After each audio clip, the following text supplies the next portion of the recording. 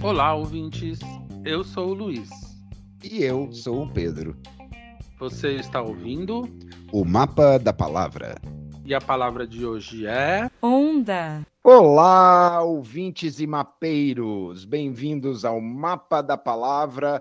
Hoje com a palavra onda. E eu vou perguntar ao meu querido Luiz o que a gente sabe sobre onda, meu querido. De onde vem essa onda? A onda vem do latim, gente. A palavra originalmente no latim era unda, com U. Unda? Unda, com U. E o que E significava? significava água em movimento. Então, originalmente, ela pensou na onda com meios líquidos, na água, por exemplo. Só que depois, até hoje, por exemplo, ondas adquiriu uma série de outros significados que eu fui pesquisar. Por exemplo, quando você fica estupefato pelo consumo de drogas, fica... Deu onda, velho. Deu onda. Também pode querer dizer a maneira de ser e estar, que é o modismo, por exemplo, que a gente vai falar mais tarde. Pode ser uma perturbação qualquer, vem uma onda e de alguma coisa que perturbe. Pode ser uma grande afluência, uma enxurrada, por exemplo. Podem ser os caracóis nos cabelos. Oh, cabelo ondulado. Encaracolado, Rastafari e rock and roll, já diria o chiclete com banana. Aê. E a definição de dicionário propriamente dita é que a onda é a elevação e a depressão, ou seja, subida e descida de uma camada superficial numa massa líquida. De novo com a ideia da líquida. Originalmente como um meio líquido. O interessante é que a gente também usa essa palavra, onda, para outros meios, né? Que não sejam só os meios líquidos. Exatamente. A gente pesquisou bastante sobre isso. Mas, Luiz, eu ainda tenho algumas dúvidas. Mas vamos chamar então a nossa amiga... Ué, qual delas? Dona Silvete Montilla. Silvete... Joga no Google! Ok, Silvete, eu botei o Luiz para pesquisar, minha amiga, e olha só o que veio. Então, gente, pesquisei bastante coisa com a ajuda da nossa amiga Silvete do Google. E a gente começou por mares e oceanos, que é a definição originária da palavra onda. Tem a ver com mares e oceanos. Primeiro, a gente foi lá para trás, na história da Terra, uma coisa do tipo 1 bilhão de anos. Opa. Quando os continentes nem existiam da maneira que eles são hoje. O que existia era um supercontinente chamado Rodínia. Olha só. Abre a Rodínia. Abre a Rodínia. E que era circundado por um mar, um oceano chamado Miróvia. Depois disso, mais ou menos entre 200 e 500 milhões de anos, a gente tem outro supercontinente, que é esse mais famoso, que é a Pangeia. Olha. Que era o que existia antes da formação dos continentes atuais, e que era circundado por um oceano chamado Pantalassa. Olha só que nome. Muito legal. E que ocupava 70% da superfície terrestre naquela época. Era como se fosse, então, uma enorme ilha, né? Era uma enorme ilha com uma bolinha azul com um pontinho verde. Que é um pontinho verde numa bolinha azul. Pangeia. Era a Pangeia e a Pantalassa. Que bárbaro. Quase uma dupla sertaneja. Pangeia e Pantalassa. Eu sou a Pangeia. Você é a Pantalassa, então. E aí, depois a gente tem o conceito de mares, golfos, estreitos, conforme os continentes foram se formando. Hoje em dia, a Organização Hidrográfica Internacional, um órgão intergovernamental determinou lá pelo ano 2000 5 oceanos no mundo. Demarcou o Atlântico, o Índico, o Pacífico, o Ártico e o Antártico. Alguns lugares, alguns estudiosos do assunto acham que o Oceano Ártico é um pedaço do Atlântico ao norte e que o Antártico é só o sul de todos os outros oceanos. Mas, convencionalmente, se colocou esses 5 oceanos. E por todos esses oceanos passam as correntes marítimas, que é uma outra coisa muito importante relacionada a esse assunto. Sim. As correntes, o que elas são? É um movimento direcionado de água do mar. Quem assistiu Procurando Nemo deve ter visto. Aqui, ó, as tartarugas surfistas. Surfistas super legais. E esse movimento direcionado ele é causado por diversos fatores. Por exemplo, a salinidade da água. Então, por isso que a gente fala que o derretimento das calotas polares é muito grave para o aquecimento global, porque muda a salinidade da água e muda as correntes marítimas. A própria temperatura do mar, com o aquecimento global. Sim. E os ventos também determinam essas mudanças nas correntes marítimas, que é sempre muito importante para a vida marinha e para a vida terrestre, porque ela influi no regime de chuvas das regiões costeiras. Olha só que interessante.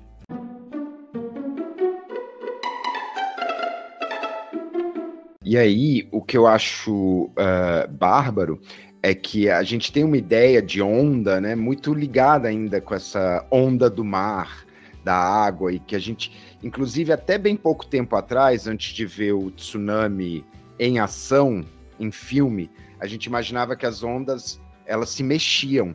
Mas a ideia de onda, ela não é necessariamente ligada ao mar. A palavra onda, sei lá, onda, como você falou, vem do movimento do líquido.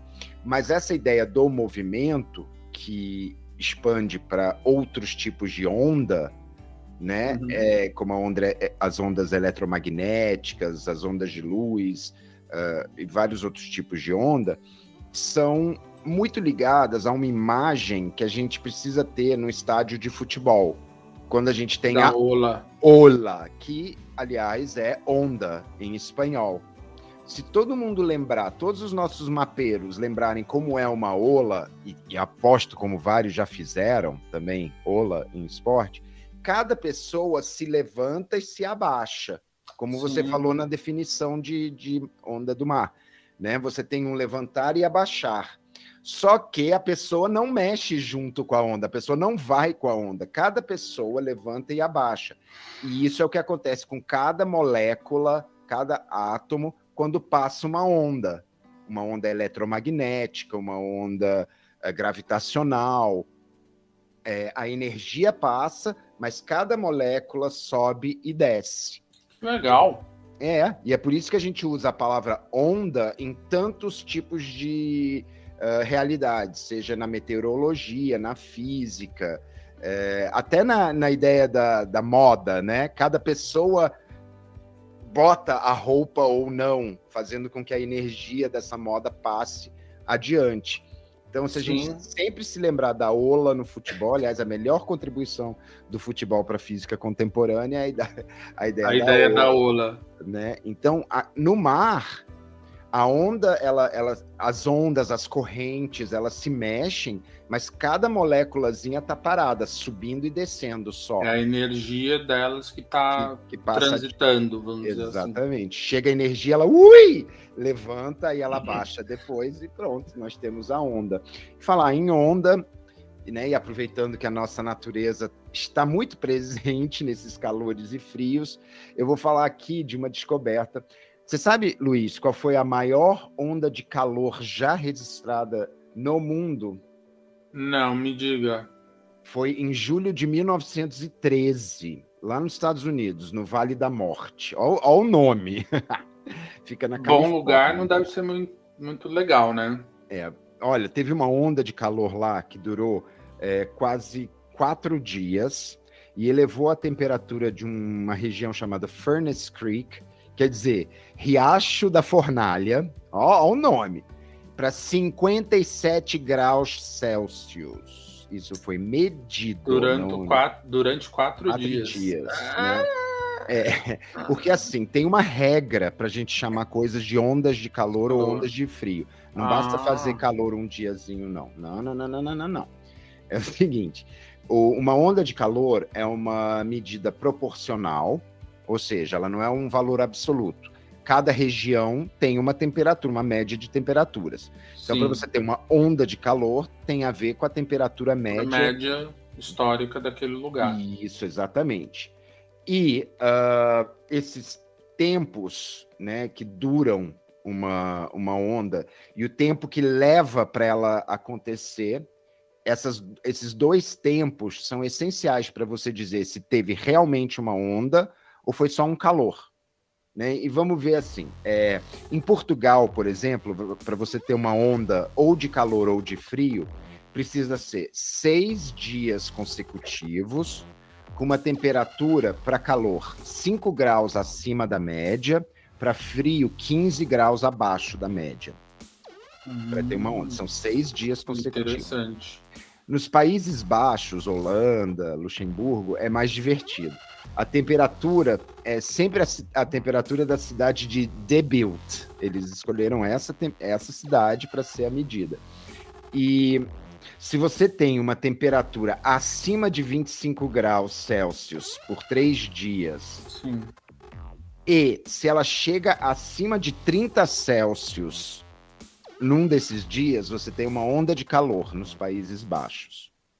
Ou seja, né? Cada um decide como é que é a sua onda de calor. É proporcional e tem a ver com o clima da região.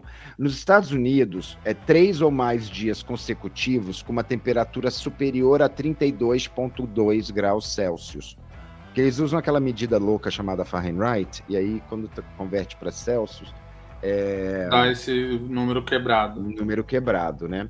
Agora, 2 coisas que eu descobri sobre esse assunto. Uma frente fria, para ser chamada de frente fria, uma onda fria, ou frente fria, como eles chamam, né, nos Estados Unidos, ela tem que fazer a temperatura cair 20 graus Celsius em 24 horas. Nossa. Senão é só um jato frio. Eles têm... Porque como lá é muito acima do Equador, então eles têm essas variações bem... Já existe uma variação, né? Já existe uma variação. Para ser onda lá tem que ser muito grande. Muito grande. Agora, o mais divertido. Um outro termo que eles usam para onda de calor é canícola. E que vem do italiano, que vem do latim, que se chama pequeno cão. Né, e que era aplicada à estrela Sirius, era uma época do ano, a estrela Sirius também era chamada de cão. Então, literalmente, você tem que a canícula é quente para cachorro. É daí que vem. É do cão, né? É do cão, é uma onda de calor, uma canícula. Calor do cão. Quente para cachorro. Vem daí, olha que legal. Né, muito divertido. Então, só assim para finalizar, para os nossos mapeiros entenderem, que uma onda fria em Manaus pode fazer com que a temperatura caia em 1 ou 2 dias de 32 para 22. Tudo bem que 22 não é frio, mas é uma onda fria, porque fez 10 graus de diferença em um dia. Então, isso seria uma onda Não fria. é o parâmetro de frio de cada lugar, é se caiu muito ou se subiu muito a temperatura naquele período. E achei isso bem interessante. Você sabe qual foi o mês mais quente dos anos, de todos os anos em que fizeram registro? Qual foi? Você vai ficar preocupado, amigo, e os nossos mapeiros também. Porque, de acordo com a Climate.gov, um órgão governamental dos Estados Unidos, altíssima tecnologia, o mês mais quente ever registrado no mundo, né, foi em julho de 2021. Oi? Nós tivemos o mês de julho, foi o mês mais quente de todos os anos, desde 1901, que isso tudo é medido com rigor. Estamos, assim, numa onda quente, meu querido. O E planeta tem está numa gente onda achando quente. que mudanças climáticas não existem, Não hein? existem, dizem isso, né? Os Dizem. negacionistas. Temos os negacionistas climáticos, né?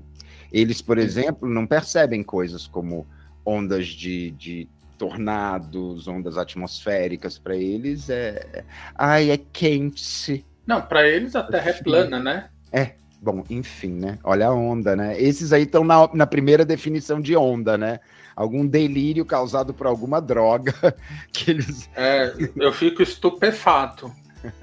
Também, sem estar drogado. Nem tá drogado, né? Não Com deu essa onda. gente. Não deu onda, né? Mas falando de ondas e de clima, né? Sim. Uma coisa muito curiosa que tem em onda são as ondas de tornados, que eu já mencionei. E é muito engraçado. Sim. Porque tem uma definição rigorosa, eu adoro, porque ela é extremamente detalhada, coisa de americano mesmo. Uma onda de tornados só é uma onda de tornados se ocorrem de 6 a 10, né, assim, múltiplos tornados gerados Sim. pelo mesmo sistema meteorológico, no mesmo dia ou período de 24 horas e dentro da mesma região. Né? Sim. E o tempo entre os tornados não pode exceder 6 horas. Ou seja, se demorar 6 horas e meia, então você não tem uma onda de tornados, você tem duas pequenas ondas que vieram juntas. O rigor Entendi. é enorme, né? Em geral, essas ondas de tornado acontecem nos Estados Unidos ou naquela mesma faixa de longitude, de latitude, desculpa. Sim. E elas acontecem, em geral, em março, abril, nessa época, mas tem uma segunda em outubro, para compensar, porque aqui no hemisfério sul, quando existem tornados lá para a região do sul do Brasil, Argentina, África do Sul, Austrália, eles acontecem mais em outubro. E aí tem um pequeno reflexo aqui também em março, porque é invertido, né, os polos. Sim. A maior de todas, agora você vai pirar mesmo, eu pirei. A maior onda de tornados que teve, lembra, 24 horas, foi em 2011, em abril, nos Estados Unidos, onde foram... ontem, praticamente. 2011, 355 tornados divididos em 3 períodos. Então, dava 120 e poucos tornados em cada período de 24 horas. Só que os períodos aconteceram em sequência. Então, foi como um enorme período de 300 e tantos tornados. Em 3 dias, praticamente. 3 dias. Pobre de quem estava nessa região. Porque é tudo na mesma região, né? Para poder ter a definição. Por isso que eles acabam construindo as casas de madeira. Porque vai destruir mesmo, é mais fácil reconstruir depois, né? Exatamente. Então, o filme Twister, que muitos já viram, não é um exagero, pelo contrário.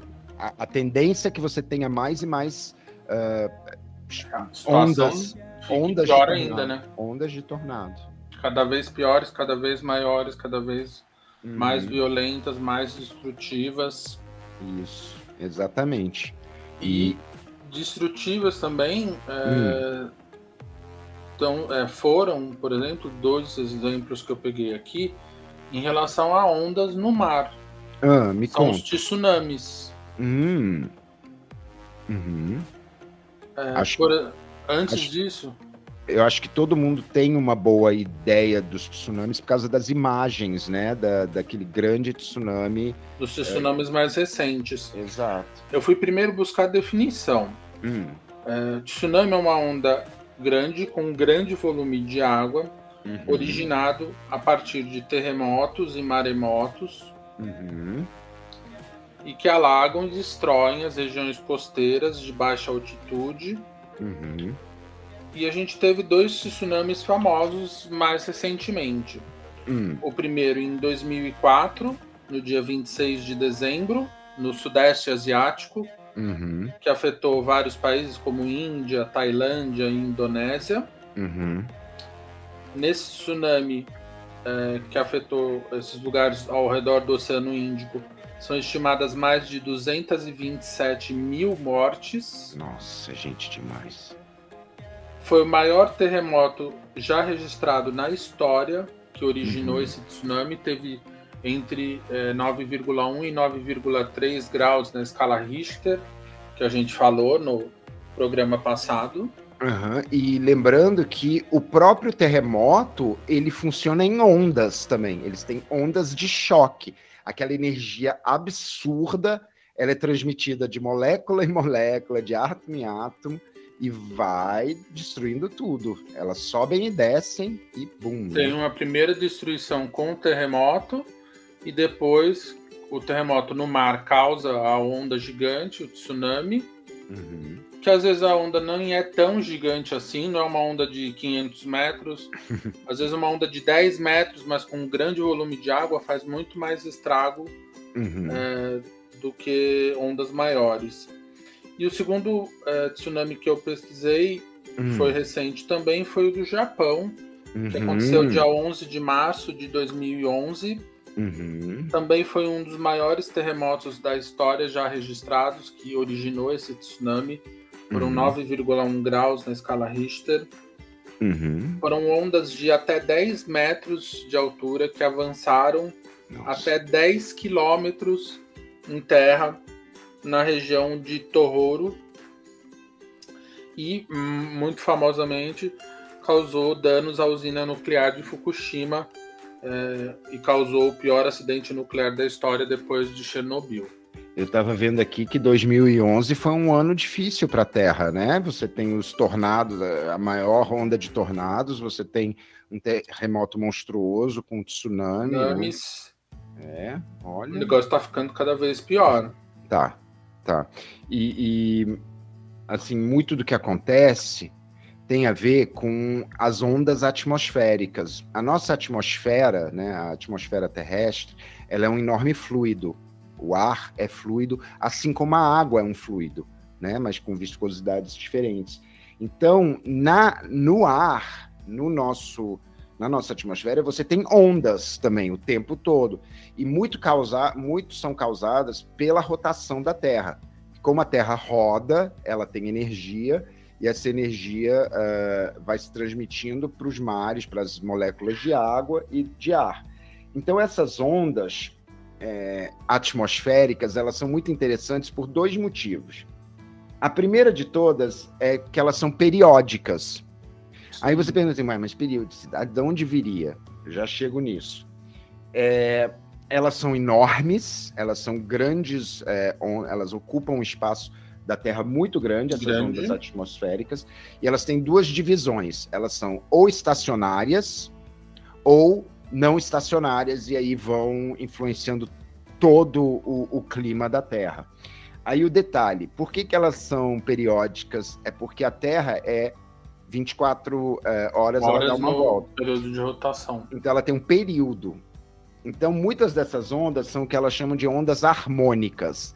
Elas se repetem a cada 24, ou 12, ou 8, ou 6, ou 4 horas, porque são divisões do período de 24. 24 horas, entendi. E algumas elas vão se projetando pela teoria do caos, pela matemática, elas podem ter uma virada agora, mas daqui a 20 dias ela aparece. Mas é porque já tem esse período, como um reloginho, só que nós, com a poluição, com os gases, estamos alterando esse fluido. Estamos só ferrando as coisas. Só ferrando as coisas, né? Para não falar um palavrão.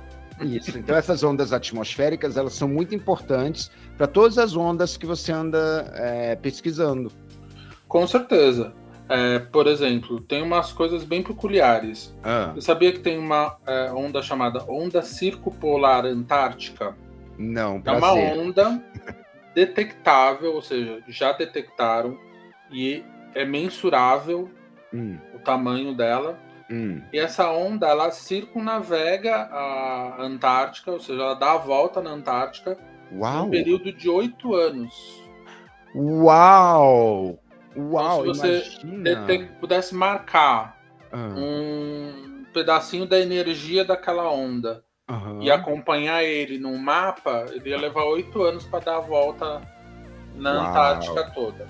Agora, você pensa quanta energia que não é, porque cara, dar a volta naquele continente inteiro e ainda existir, né? Não dissolver, você imagina como ela tem energia. Por isso que os mares em volta da Antártica são alguns dos mais revoltos do mundo, né? Faz em todo sentido. Uau! E você, o que mais que você pesquisou sobre onda, Pedro? Ah, então, eu me joguei nas ondas, né? Me joguei nas ondas do mar. Ai, que coisa cafona. Mas uma coisa que eu descobri ainda em cima da questão das ondas atmosféricas é que elas são todas laterais, elas vão pela latitude, a propagação dela é horizontal, e principalmente por causa de um negócio chamado o efeito Coriolis. Parece coisa do Mussum falando, né? Coriolis! Bom, o Coriolis é o seguinte, e eu peço para os mapeiros e mapeiras fecharem os olhos e imaginarem a Terra rodando, tá? Quando a Terra roda, se você pensar no Equador, o Equador movimenta muito mais, né? Ele dá aquela voltona. Sim. E os polos, eles dão uma voltinha, como se fosse uma bailarina dando voltas. Então, essa diferença do que eles chamam de momento angular é enorme e faz com que a atmosfera e os mares e tudo perto do Equador sejam muito mais movimentados do que os que estão lá no polo, os polos. Que dão uma voltinha, né? Sim. Então, isso faz com que os fluxos do efeito Coriolis, né, sejam enormes e vão se propagando pelo planeta. Tem 4 tipos de ondas atmosféricas e você vai morrer de rir. A primeira são as primeiras são as ondas sonoras. Sim, porque faz barulho. O atrito do ar, moléculas do ar fazem sons, barulhos. Sim. Mas essas aí nem entram no cálculo, porque as frequências são muito altas, né? Entendi. Então, sabe aonde que faz diferença? No trovão, no barulho de um trovão, dessa fricção. É isso aí, que são as ondas sonoras, né? Entendi. Aí, nós temos também as ondas gravitacionais, elas são parte das ondas atmosféricas. E elas fazem diferença na questão da estratificação das nuvens. As nuvens mais altas são de um jeito, porque tem menos gravidade agindo nelas. E as nuvens que ficam mais embaixo, você já vê que elas são mais sólidas, etc., porque tem mais gravidade. Então, essa diferença da gravidade faz diferença nas estratas da nossa atmosfera. Sei. E criando estratas, você cria novas ondas e novas fricções. Aí eles têm uma terceira categoria chamada inerciogravitacionais. Eu achei tão complicado. Basicamente, elas têm a ver com o efeito Coriolis. Tá? Essas ondas aí têm a ver com o efeito Coriolis. E depois vem os nossos 2 amigos. Porque tem uma onda chamada onda Rossby, e tem uma onda chamada onda Kelvin. Para simplificar, as ondas Rossby, elas atuam na dinâmica dos fluidos, mas no ar. Tá? Elas têm a ver com essa coisa de virar, né? A Terra vira rápido, e aí você tem um tipo de onda que é no ar. Mas as ondas Kelvin, que também são muito importantes aí, elas fazem parte, olha que barato, de ondas que surgem pelo impacto da água ou do ar nos objetos. Então, essas ondas Kelvin vão ser encontradas, você sabe aonde? Nas praias. Ou então, quando você tem um recife de coral, assim, no meio do oceano, mas que é suficiente para ter fricção, então você tem essas ondas todas e os fluidos agem de jeitos diferentes. Agora, lembrando que o planeta, na nossa escala, o planeta é enorme, então às vezes um coralzinho que faz uma onda Kelvin pode transmitir essa energia de um tal jeito que influencie uma onda Rossby.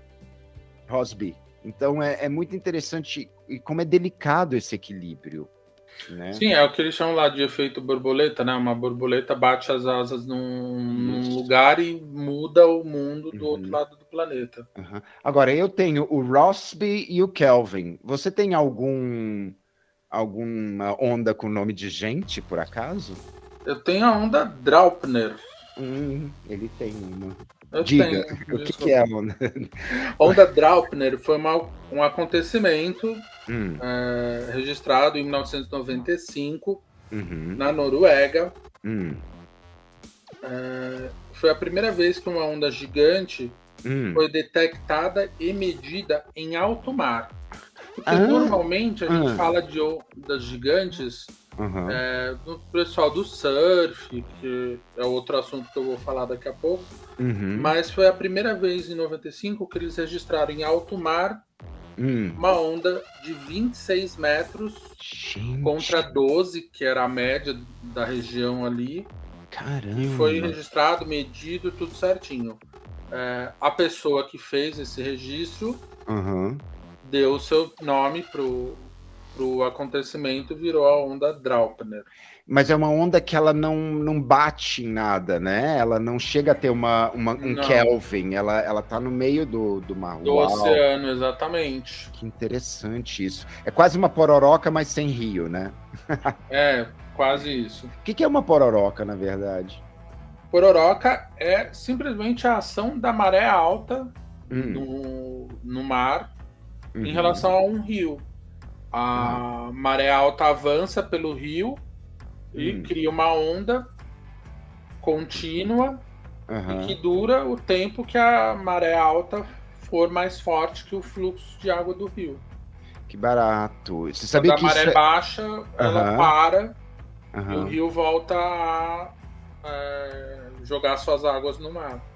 É porque o mar fica mais alto, né? Então essa diferença de energia potencial, né, vai indo, porque Vai a onda, avançando, exatamente. exato, a onda é uma transmissão de energia, que barato.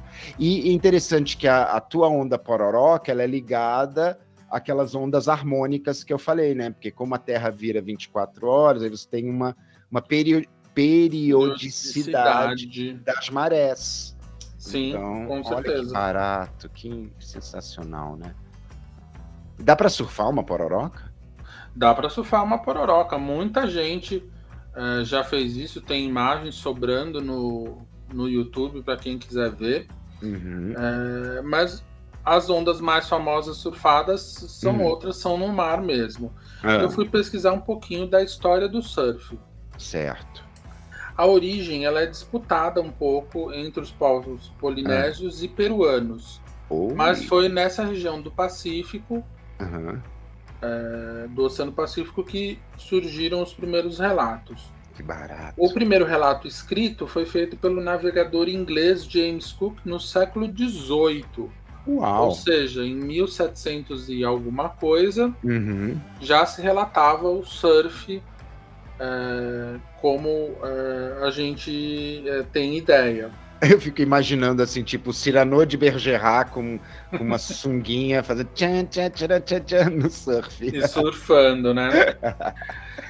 Esses primeiros praticantes do surf, relatados pelo James Cook, por exemplo, tinham o surf muito como um culto ao espírito do mar.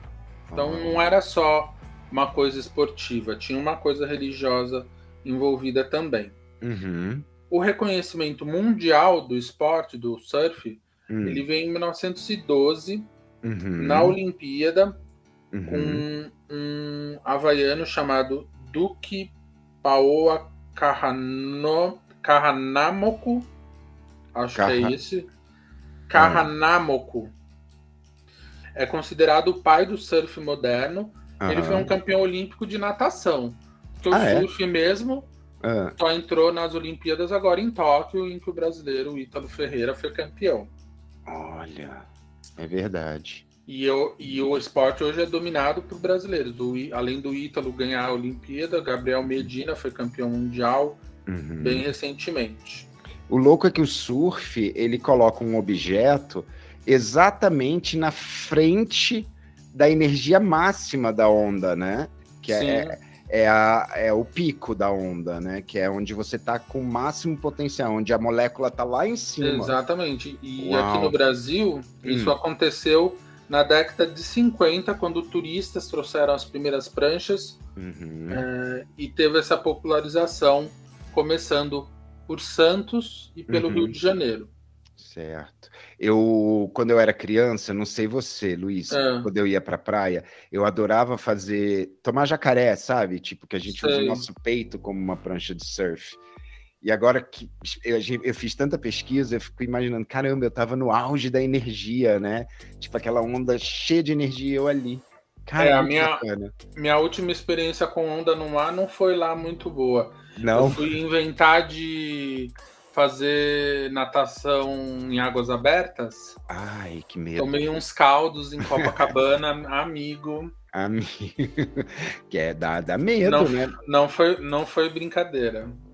Porque a correnteza, ela também é uma onda de energia que às vezes ela pode puxar você para baixo, né? Com certeza. Nossa, que doideira.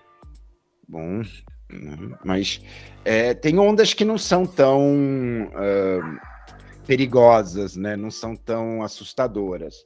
E tem ondas que a gente não consegue nem ver, nem enxergar. Na verdade, tem umas ondas tão microscópicas que se a gente nem soubesse que elas existissem, não faria diferença nenhuma. Só que sem elas não existiria nada. Eu vou te falar de uma, de novo, com nome, tá? As minhas ondas todas são batizadas. Essa é a onda de Broglie, né? Aí, nossa, que... Pois é, essa onda de Broglie, por incrível que pareça, é o fundamento da física e da mecânica quântica, acredita? Nossa. O de Broglie foi um dos primeiros cientistas a estudar ali a física quântica, que até a gente já falou na edição passada do Mapa da Palavra, né? O de Broglie, ele propôs que a matéria, tá? Tudo isso aqui que existe, tem também um comportamento de energia, e que toda a matéria tem uma onda de energia que é equivalente a ela, ou que ela libera, né? E isso, assim, muita gente já se acostumou e já fala, porque o elétron, ele é ao mesmo tempo matéria e energia, etc. Mas até chegar nisso, né, foi muita pesquisa, muito trabalho. Por exemplo, se você pega uma maquininha que cospe um feixe de elétrons, só elétrons, você pode manipular eles como se eles fossem ondas, como se fosse uma onda sonora, uma onda de luz, ou como se eles fossem um objeto, tipo uma cachoeira de elétrons, né? E interessante. É muito louco isso. Só que aí o de Broglie foi levando a pesquisa dele, depois vários outros foram. Ele descobre que essa amplitude de onda, ela existe não só em pequenos átomos e coisas nesse nível quântico, mas também na matéria, assim, tipo, na macromatéria. Só que aí entra toda uma matemática, etc. Só que tem a ver com momento, então toda partícula, tudo que tem massa tem uma onda, só que é assim, minúscula. Para você ter uma ideia, tá?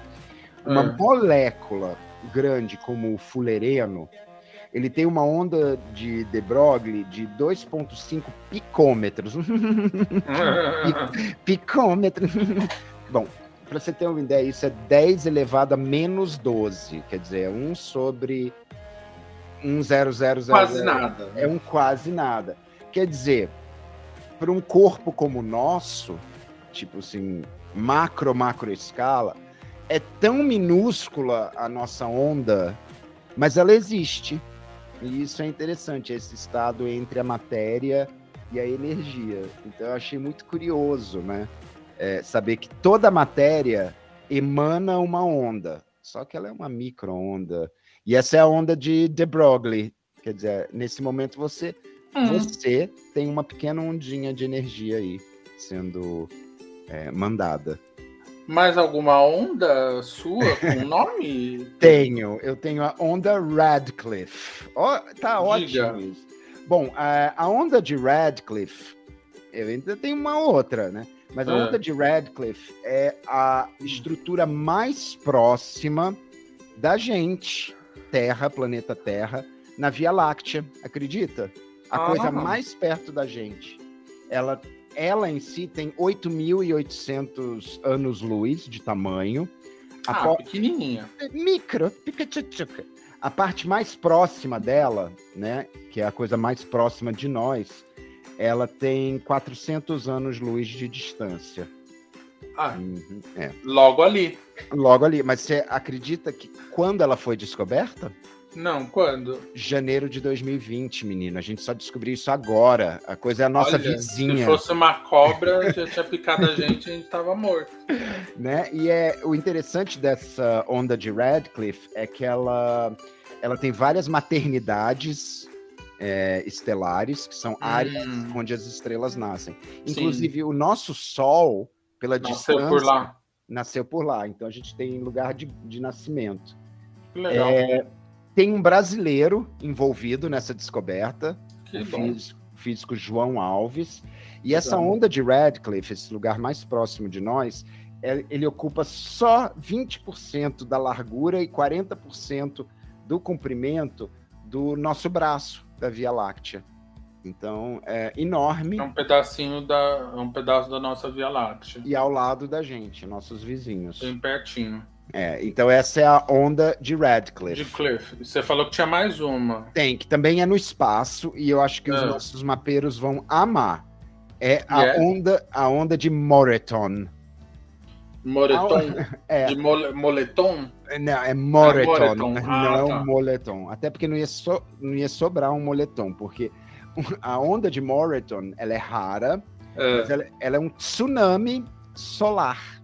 Então não só é um tsunami, mas é de gás plasma solar. Bem quentinho. Bem quentinho. É como se na superfície do Sol tivesse uma perturbação, e aí você tem uma explosão em círculo, né? Tipo, sai de um lugar e cobre o Sol inteiro. Ele dá a volta no Sol e fecha num outro ponto. Nossa. Exato.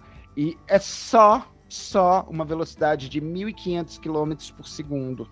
Só. Rapidinho. E é raríssima, e quando acontece uma onda de Moreton, a energia que sai ioniza tanto o espaço que a gente tem uma sequência de distúrbios nas nossas telecomunicações, né? Incrível. Já ouvi falar disso, sim. Pois é, então é essa a última onda batizada que eu tenho. Bom, eu ainda tenho uma onda com nome, mas aí é numa área totalmente diferente. Saímos da ciência para continuar falando de onda. É mesmo? Você já ouviu falar da grande onda Kanagawa? Não, mas já foi batizada e eu já gosto. Essa é uma obra de arte que foi batizada de a grande onda Kanagawa por causa do do artista e executor. É japonês? É japonês, chamado Hokusai. Peraí, eu já ouvi esse nome antes. Ele tem várias obras de xilogravura e é um mestre nessa área. Peraí, mas essa me parece muito familiar. O que é essa grande onda Kanagawa? Ela é também chamada de A Onda e foi publicada no século XIX, entre 1830 e 31, como parte de uma série chamada 36 Vistas do Monte Fuji. Menino, eu já sei que onda é essa, é aquele desenho clássico japonês, né? Daquela onda cheia de frufru. É a maior obra desse autor, é a mais famosa do tipo de xilogravuras japonesas. E por que isso acontece? Porque do molde onde foi feita a obra, foram feitas milhares de cópias. E hoje elas estão espalhadas pelo mundo todo, em museus e coleções particulares. Perfeito. Por isso que a gente tem. Se os nossos mapeiros ouvintes fecharem os olhos e tentarem imaginar uma obra de uma xilogravura de uma onda no estilo japonês, tenho certeza que eles vão chegar muito perto do que é essa obra do Hokusai Kanagawa. Depois de imaginar, mapeiros, corram para o nosso site www.mapadapalavra.com e confiram para ver se é essa mesma que vocês estavam pensando, porque a imagem vai estar lá. Exatamente. E vamos continuar falando de onda, mas agora na música. Uma tá pronto onda pra diferente. Cantar? Vamos lá, uma ondinha diferente aqui, vamos lá. Eu pesquisei, basicamente, algumas músicas, tem várias. Se a gente quiser ficar pesquisando mais tempo, a gente grava 5 programas aqui sobre música com onda. É verdade. Mas 3 que são mais famosas, que eu marquei pra gente falar. A primeira é de 1983, do Lulu Santos, Como uma Onda. Como uma onda no mar. O nome é Como uma Onda? Como uma onda. Eu pensei que era Como uma Onda no mar, o nome. Não, é só Como uma onda. Mas no mar, no ar, em todo lugar. Olha, né? até rimou. Exatamente. Depois, teve mais recentemente, em 2016, o Tchacabum. Você deve ter dançado muito. Tchacabum. Onda, onda, olha a onda. Olha a onda, olha a onda. Tchararagaram, tcharagaragarão. Não dancei não, porque eu não danço muito esse tipo Não é de das música, suas, não. né? Mas ela é muito presente. Acho que essa música, quase todo brasileiro, assim, ligado em... É só falar, onda, onda. Olha a onda, olha Todo a mundo onda. já sabe. Tcharararirarã. E você mesmo adivinhou a terceira música que eu pesquisei, de 2019. Uma onda diferente. Foi uma gravação da Ludmilla com a Anitta e com o rapper americano Snoop Dogg. Uhul! É bom, Vai dar trabalho numa onda diferente. Sai da minha frente. Eu adoro essa musiquinha. Adoro essa música. Numa onda diferente. Não, eu aposto como os mapeiros devem conhecer 7.350.000 músicas com onda, né? Porque é um tema bem... bem diverso. A gente tem mar, né? Então a gente canta o mar. Né? Com certeza. E ainda na música tem uma outra onda, uma parte de uma onda, vamos dizer assim, que é o K-pop. O K-pop, é verdade, é uma onda, muita gente conhece, é uma onda. Tem gente que não gosta e fala que é uma moda que vai passar, mas o K-pop faz parte de um termo que foi cunhado, estudado, inclusive, chamado de onda coreana, que é uma iniciativa cultural do país de divulgar os seus produtos culturais, a sua música, o seu cinema. Cultura como meio de arrecadar dinheiro mesmo, né? Exatamente. E isso não só com o K-pop, mas com filmes também. Teve o ganhador do Oscar há pouco tempo, Parasita. Sim, o cinema sul-coreano, pelo menos, tá muito forte, né? E tem tá muito forte e muito ativo. As TVs também, né? Os seriados de TV coreano. Tem seriados nos streamings aqui no Brasil, para quem tem interesse. Vários serviços de streaming têm séries coreanas bem interessantes. E até novelas. Olha só. Como eu falei, muita gente fala que K-pop e outras coisas assim são modismos. E aí eu fui pesquisar o que é modismo, afinal de contas. No dicionário, eles definem o modismo como algo cujo uso ou cujo acontecimento é frequente num determinado momento ou período. Isso. E já não pode dizer que K-pop é modismo, porque é um negócio que já está há muito tempo acontecendo e não existe uma perspectiva de que o K-pop vai acabar amanhã. Ele veio como uma onda, mas depois se estabeleceu como um gênero mesmo. E né? não se trata de um modismo. Hoje em dia, muita gente fala de modismo mais ligado à moda mesmo, com as tendências de moda, que são como ondas de utilização de algum tecido, alguma cor, alguma modelagem. Porque essa energia passa, a coisa fica no auge e depois a energia baixa e aí a coisa desce, né? Que nem e às vezes essa onda volta anos depois. Verdade. É o que acontece bastante. E esse sentido da palavra onda, né, também reflete muito no cinema, né, e nas telecomunicações, porque, por exemplo, nós temos um movimento francês muito famoso chamado Nouvelle Vague, né, nova onda, que era para cinema, né, uma nova onda de filmes que traziam características próprias e se energizaram por um grande momento. Mas, Luiz, eu vou te perguntar uma coisa aqui, meu querido. Quais são as ondas mais importantes no momento para a humanidade? No momento que eu tô com fome, deve ser a Ruffles, a batata da onda. Boa. Olha, é muito importante, mas as ondas mais importantes no nosso dia a dia são as ondas eletromagnéticas. Ah, é? E um exemplo claro, o rádio e a televisão. O rádio e a televisão funcionam graças a essas ondas. Entendi. Né? Assim, numa estação de rádio ou de televisão, existem os transmissores e uma antena.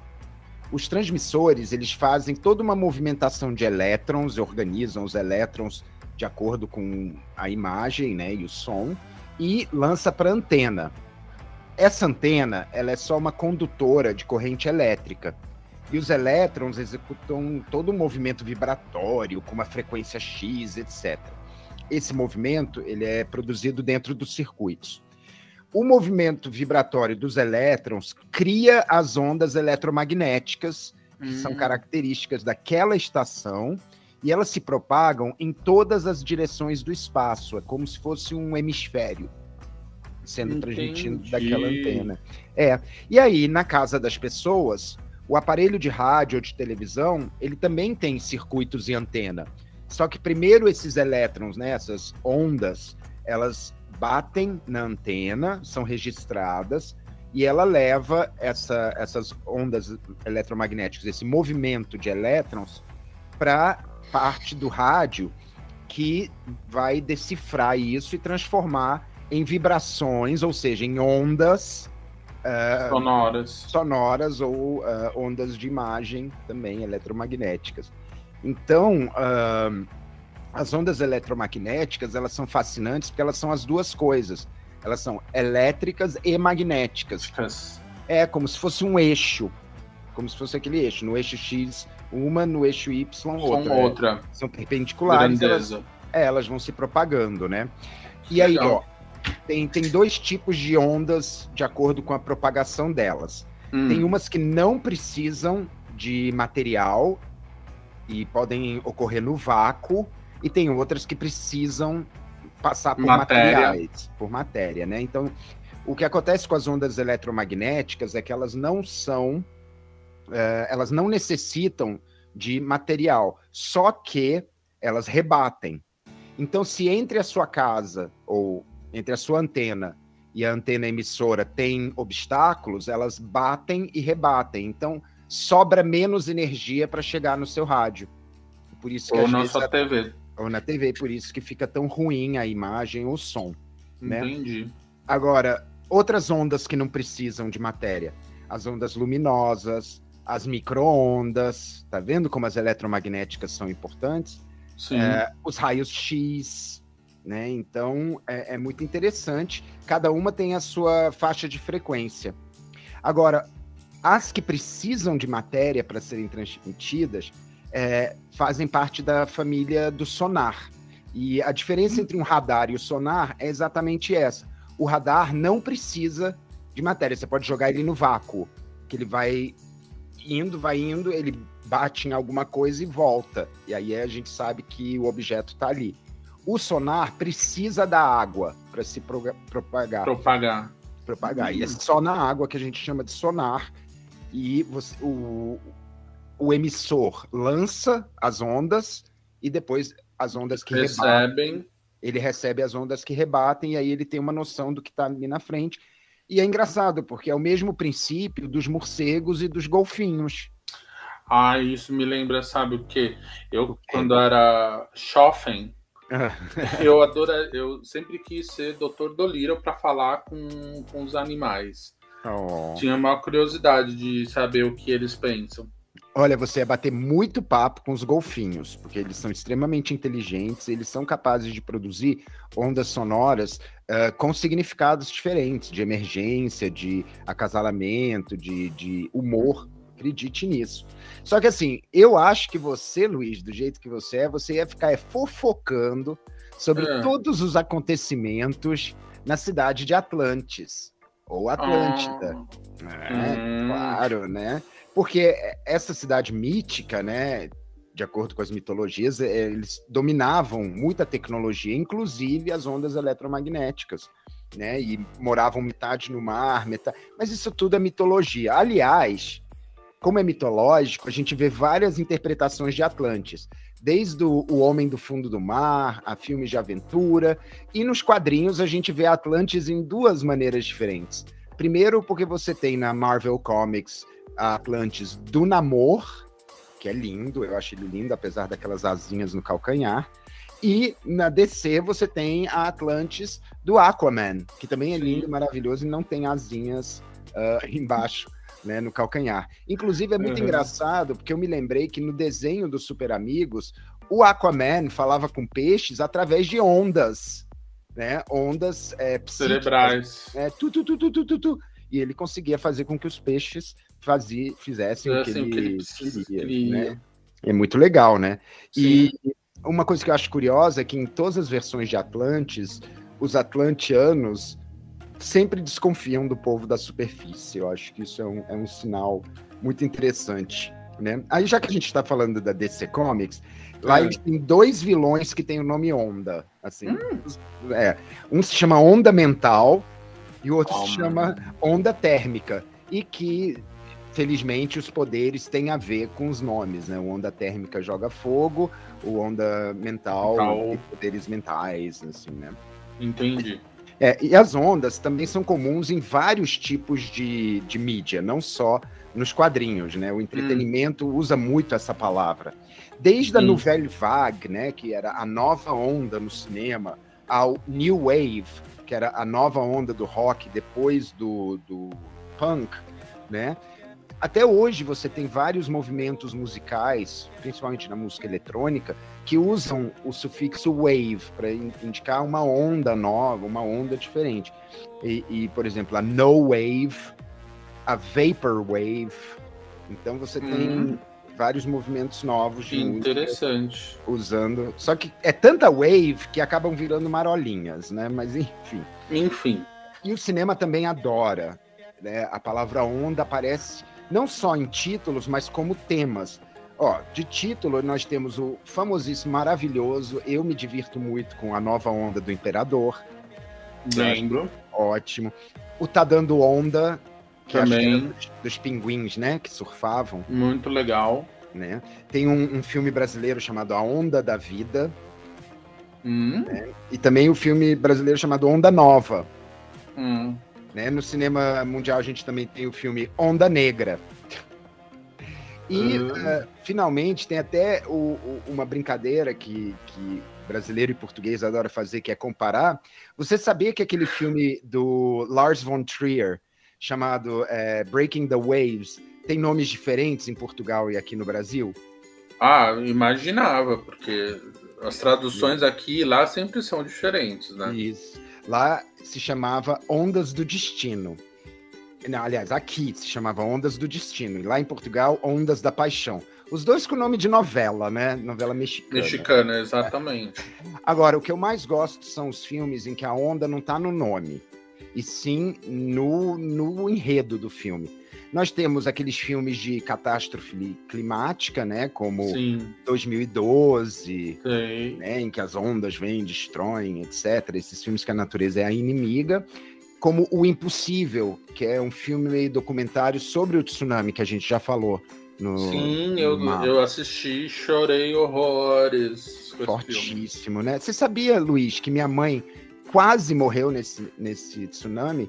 Ela estava numa reunião governamental e que terminou alguns dias antes do Natal. Uma parte da equipe dela resolveu esticar e ficar férias, né? Tirar as férias e ficar por lá. E minha mãe preferiu voltar para passar Natal comigo. Como foi no dia 26, né? Ainda a gente levou muito susto e minha mãe ainda ficou caçando para ver se estava todo mundo bem. O pessoal conhecido dela estava bem. Graças a Deus nada aconteceu. E pensando nesse coisa da onda, eu penso no meu filme favorito, inclusive. E é? O primeiro, O Destino do Poseidon.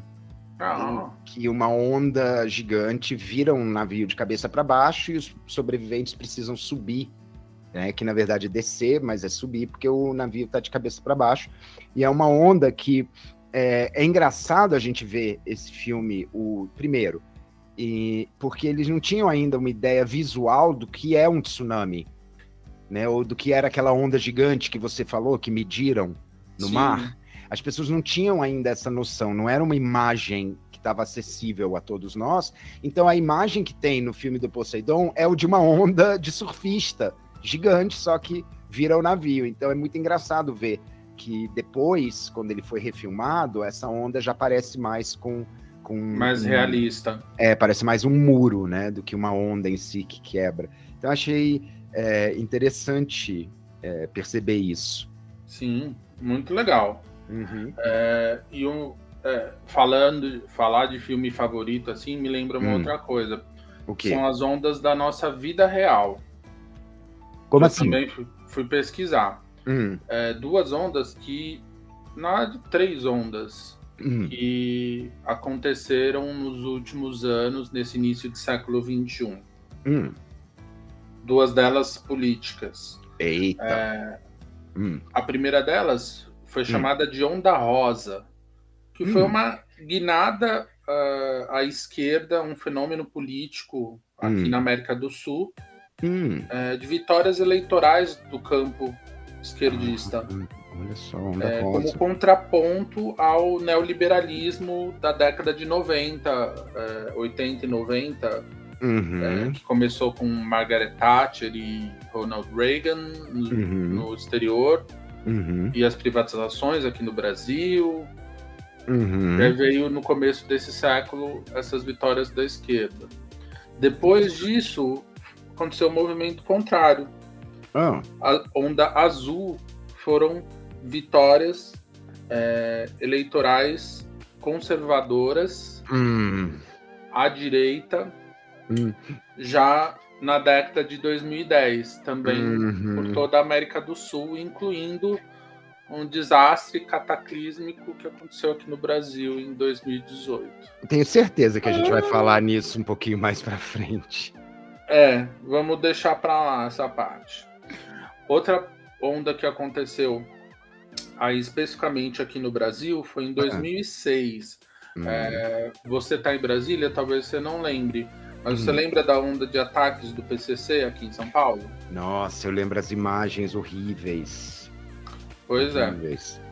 Começou em 12 de maio de 2006 aqui em São Paulo, se espalhou para outros estados dias depois. Foram mais de 250 ataques, incluindo rebeliões em 73 presídios. Caramba, hein? Mais de 90 ônibus queimados. Nossa. E um pânico instalado entre a população, e foi impressionante. Eu lembro que eu trabalhava no bairro da Vila Mariana, aqui em São Paulo, e a gerente geral da empresa mandou fechar todas as filiais e a central de atendimento onde eu trabalhava. Só que todo mundo estava com medo até de pegar o metrô, porque tava uma boataria de que podia ter um ataque no metrô, alguma coisa assim. Uma onda de boatos, né? Aí uma outra onda que veio junto. Que veio só para prejudicar a gente. Foi bem difícil, assim, o pânico por si só foi bem complicado no dia. Eu lembro bastante de ter ficado bem abalado. Eu imagino que deva ter sido, assim, tipo, o fim do mundo, né? É bem quase o fim do mundo mesmo. Como é que você acha que o mundo vai acabar? Eu não sei, mas a gente podia perguntar para os nossos ouvintes, né? Mas, Luiz, eu queria saber o que os nossos ouvintes acham disso. Eu sei um jeito ótimo da gente saber. Hora da enquete. Eu não sei como o mundo vai acabar, mas se você souber, querido ouvinte mapeiro, vai lá no nosso Twitter, responde a enquete, participa, que a gente quer saber a sua opinião. E o mundo acabando ou não, em ondas ou não,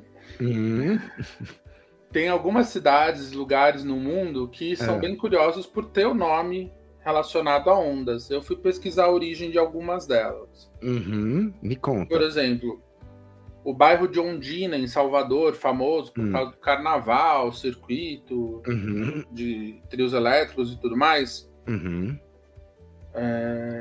teve o começo da sua ocupação apenas no século XX. Então é um bairro recente de Salvador. Olha só. E chama Ondina justamente como um diminutivo, porque é um local de ondas pequenas, ali na orla de Salvador. Que interessante. De Ondinha para Ondina. Para Ondina. Tem uma cidade chamada Onda, na Espanha, que fica perto de Valência. E essa é uma onda até de respeito, com 25 mil habitantes. Não é uma marolinha. Não é uma marolinha. Cidade. E aqui em São Paulo tem um município no interior chamado Onda Verde. Olha, Onda Verde. Ele foi povoado no início do século XX, virou município na década de 60, e o nome é justamente por causa do relevo da região bastante ondulado, cheio de colinas e morros. Achei romântico, achei bonito. Fica uma onda verde bonita, fica no noroeste paulista, perto de São José do Rio Preto. Achei muito bonito, gostei. E que, além dessas curiosidades de cidades, que mais que você encontrou, Pedro? Menino, olha, a onda tá em todo lugar. Chega a ser até complicado a gente ficar tentando encontrar algumas coisas, porque tá em todo lugar. Por exemplo, a maior parte dos brasileiros, independente de qualquer região, quando tá numa praia ou no litoral, etc., e é Réveillon, pular 7 ondas. Não é? Isso aí é de lei já, né? As pessoas nem sabem por quê, mas pulam 7 ondas porque dá sorte, né? Tem gente que tem cabelo ondulado. Ondulado e outro do outro. O ondulado não é o cacheado, né? Ele não chega a formar o círculo. O cacho.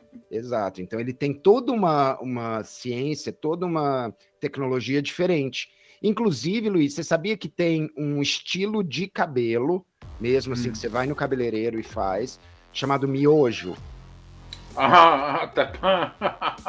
É porque são ondas bem apertadinhas, que nem as ondas que são formadas no miojo, que ele é feito dessa maneira para poder compactar e caber mais macarrão dentro do pacotinho. Porque a onda ela tem aquele formato, né? De sobe e desce. Que curioso. Me lembrou muito das ondas de montanha-russa, porque aquele sobe, desce, sobe, desce, sobe, desce. É verdade, né? Eu fico gritando que nem um louco. Isso quando não tem o looping, né? Essa parte eu já não gosto muito.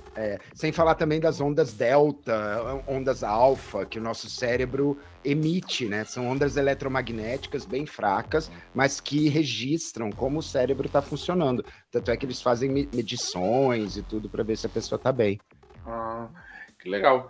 Eu, por exemplo, a gente falou antes de diferença de tradução de nome entre Brasil e Portugal. Você sabia que trilha sonora, que a gente chama aqui no Brasil, né, para novelas, para filmes, em Portugal é chamado de onda sonora?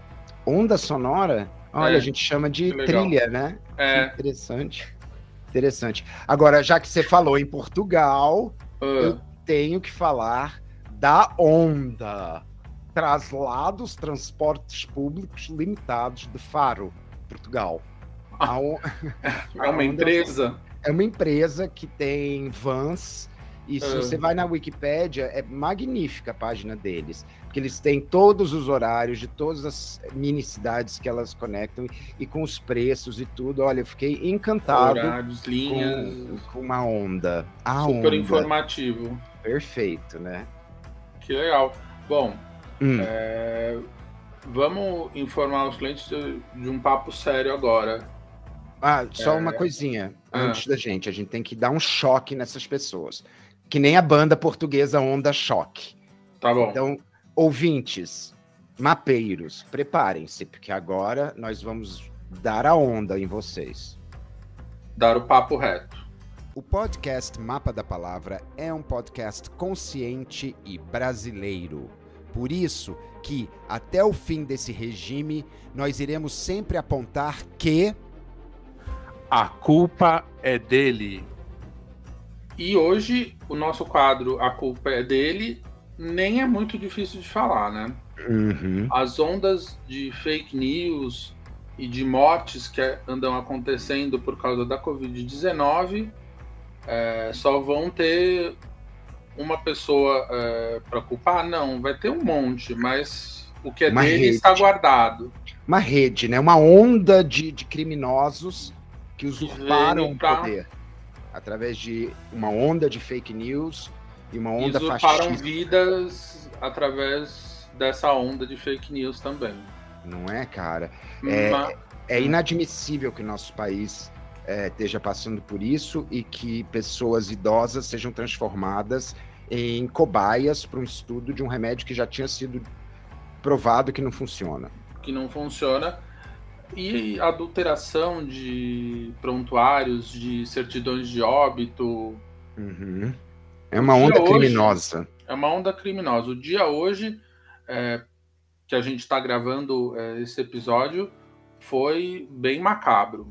Bem macabro, porque macabro é o principal culpado dessa história toda, né? Porque a culpa é dele, sim!